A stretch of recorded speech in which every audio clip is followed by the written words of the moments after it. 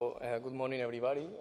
Thanks for having me for this talk. I'm going to talk about the work of my thesis, which is called Fluid Kinetic Models for Space Plasma Thrusters, under the supervision of Eduardo Aedo and Adrián Domínguez. So, well, the outline of my presentation will be similar to the ones of the rest of my colleagues, so I will skip this part. So, why studying plasma thrusters? Well, basically, because these devices allow us to have a high specific impulse compared to chemical thrusters, and this reduces very significantly the consumption of propellant mass. Of course, there are limitations associated to this type of thrusters, such as in general, the low thrust that you can achieve because of the power limitations. But they are the present and the future of space propulsion because of what I mentioned at the beginning, the high specific impulse you can achieve with it. So now, regarding this field, what are the gaps we found and I have motivated to start my thesis. So there exist two main mature technologies in plasma thrusters that are gridded ion thruster and Hall effect thrusters, which are two types of this type of plasma thruster that are already very mature, as some of my colleagues have already said. They are reliable and efficient, but still certain parts of the physics inside these thrusters are not well understood yet. And therefore, typically for the design of these new models, we rely a lot on experimental campaigns, which are very costly, and previous flight data.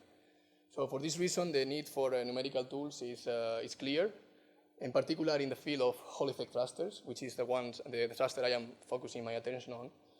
And therefore, these codes need to improve and aim at some point at predictability. So this is the main scope of my thesis, to advance partially on this predictability. So the topics that are not well studied yet on the simulation of Hall effect thrusters are the ones that are listed here. So in first place, the complex magnetic topologies, the new thrusters with new topologies that have already been mentioned, new magnetic topologies with magnetic fields parallel to the thruster walls have not been well studied yet. The interaction of plasma and vacuum chamber with the walls of the vacuum chamber, the dynamic response of thrusters, which is one of the main focuses also of my thesis, and other problems which are here listed. So in order to tackle these problems and study them, we also need to improve the hyphen model. Hyphen is the code, one of the codes that has been already developed inside the group, but needs to be improved to solve these problems, and this is also part of my thesis. Okay, Hyphen is a hybrid peak fluid code. I will not explain what this is because my colleagues have already gone through it. But basically, ions and neutrons are modeled as particles, while electrons are modeled with a fluid model. And here you have a scheme of a schematic representation of the Hall effect thruster with a typical annular chamber, the anode, from which neutrons are injected, and you have here the cathode. Although in my case, in all the simulations, in my thrusters, the cathode is here in the center of the annular chamber. So I here try to summarize what I presented in the previous doctoral meetings, but I will go very fast through it. I started my thesis working on with EP2+, which is another code which has already been presented by some of my colleagues. I developed this code to address a new problem, which is the problem of the gridded ion thruster, so the grids of an ion thruster, which is, as I showed, another type of Hall effect, of plasma thruster.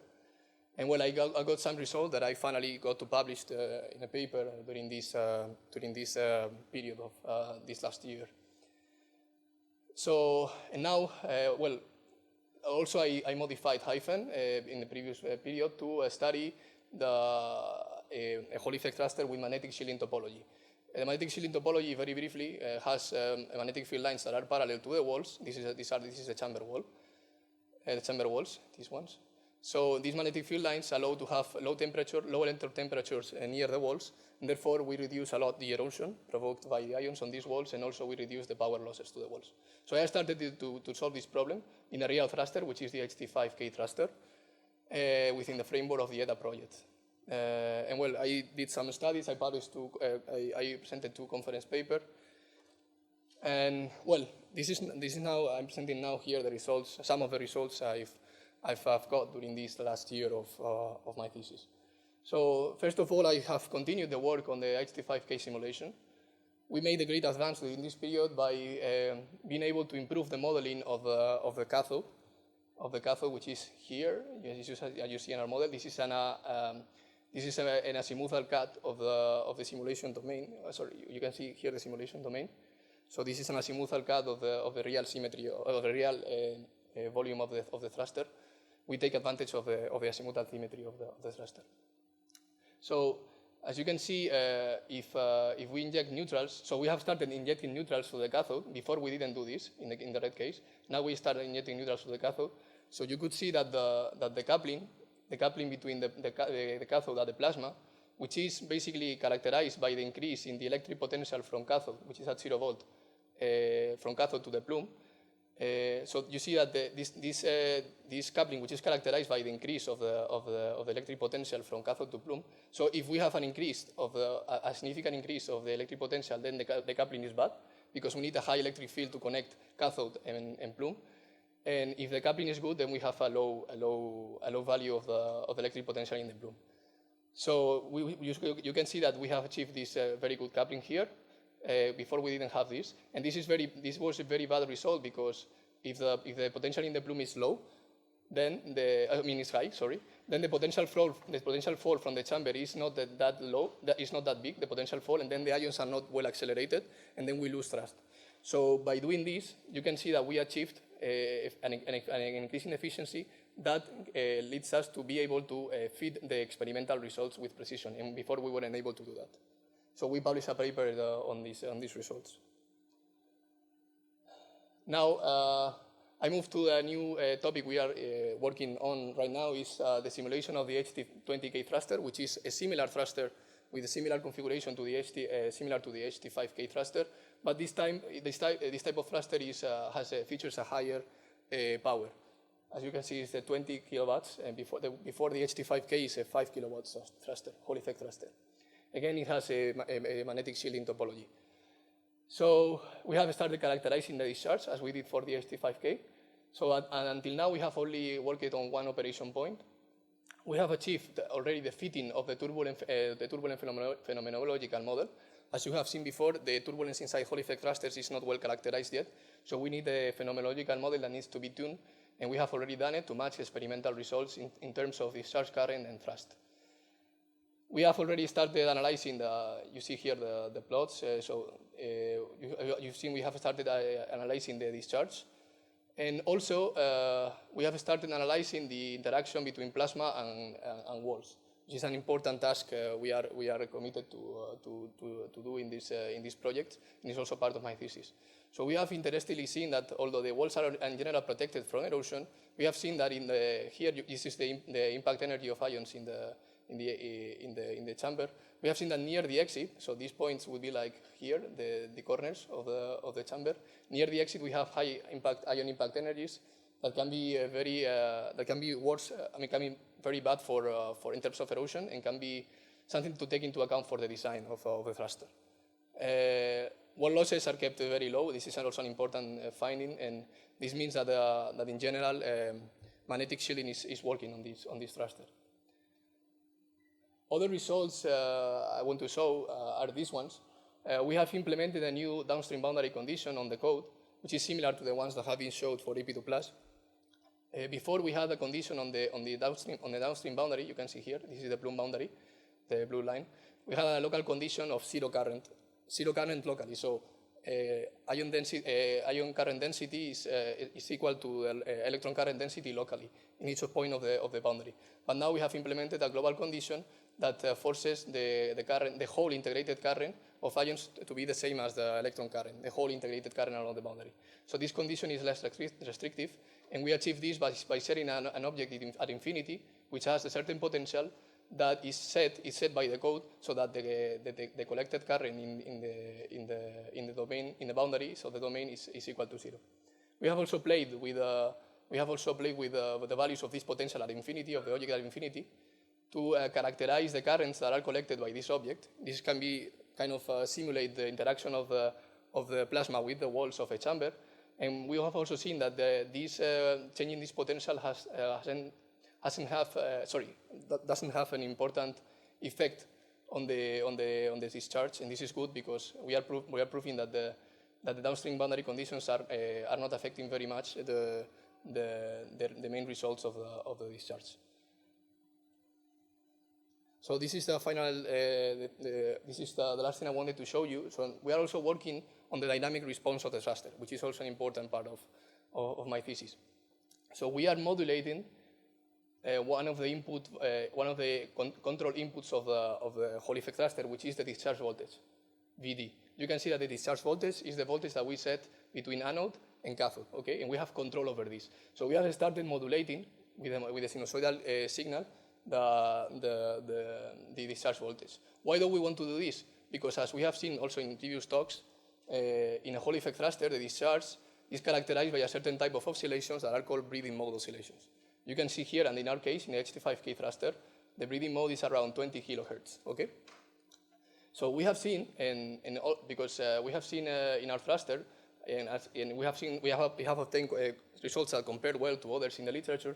We have seen that when we oscillate VD near the frequency of the natural frequency of the thruster, we obtain a resonance.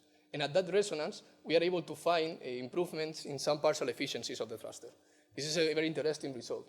So you see that the utilization efficiency is peaking right at when we are oscillating the VD with a frequency similar to the one of the natural breathing mode. This is a very important result because they can improve the efficiency of Hall effect thrusters. So we have tried to go further in this analysis, and we are trying to with these results, we are trying to spatially analyze the modulation of the Hall effect thruster. This hasn't been done yet by any group, as far as we are aware. So in order to do that, well, first let me show you here the breathing mode. This is the natural breathing mode of the thruster. Some people have already talked about this phenomenon, but I'm showing you here a representation of it, an evolution with time. So these are profiles which are averaged inside the chamber, but these are actual profiles. You can see this continuous line is the exit of the chamber, okay, and this part, the zero, is the anode. This is the anode of the chamber, okay. So what we see here is, well, you have in black the ionization rate, in green neutral density, then plasma density, and electron temperature. So what we see is the predator-prey dynamics, previously mentioned before. We see that the ionization front is formed near the exit of the channel. Why? Because there the temperature is higher, the electron temperature is higher, so there we have the formation of the ionization front. Then, as the neutrals are consumed by the plasma, which is the predator, the neutrals start depleting, are consumed, and then the wave, this ionization front, travels upstream towards the anode, okay? You can see that. And then as this ionization front moves upstream, at some point, as the temperature is lower near the anode, what occurs is that the ionization is suddenly off, so it vanishes, you can see. And then the neutrals starts replenishing again you can see how the neutrals are going backwards, and then once this is off, the neutrals start replenishing again the chamber, and we have again the cycle starting. So then, how can we modify that breathing mode, that natural breathing mode, also, using modulation? So we are doing this analysis here, and what we have found, and this is very interesting, is that the oscillations of VD basically control perfectly the oscillations of temperature. So the electron temperature follows perfectly, in terms of time, follows perfectly the oscillations of VD. Then, what we have seen is that the modulation controls the oscillations of the Hall effect thruster by means of the temperature oscillations, because the intensity of ionization depends on the level of the temperature, on how high the temperature is. So, what do we see here? So, first of all, well, the modulation frequency in this case is smaller than the natural frequency, okay? So we are modulating with a frequency that is smaller than the natural frequency. And therefore, what we see is, first, the ionization front is formed before the temperature is rising. You can see that here. So you see that the ionization front is formed naturally. So you see the temperature is still low, but the ionization front is forming naturally. And then the ionization front will travel towards the anode, you see. And then it stays here until the temperature goes down, you see. So we can see it here again. So this forms naturally without temperature oscillations, and then this stays here near the atom until the temperature goes down. So this is the way in which the modulation is slowing down the breeding mode. And I had another examples here, but for different modulation frequencies, but I don't think I have time. I can show you if there are questions on this. So during this period, two journal articles have been published. I have participated also in E-Crosby workshop here in UC3M. I presented a poster, and I also participated in some of the topical sessions on plasma wall interaction. And as future work, I have, we are about to finish the paper on modulation to be sent soon to a journal. And I have a research stay planned in September, in London. And finally, I will have to continue with the simulation of the HT20K thruster within the framework of Spire project. And we need to keep on characterizing and understanding better the physics of magnetic shielding. So that's all from me. I hope you enjoyed.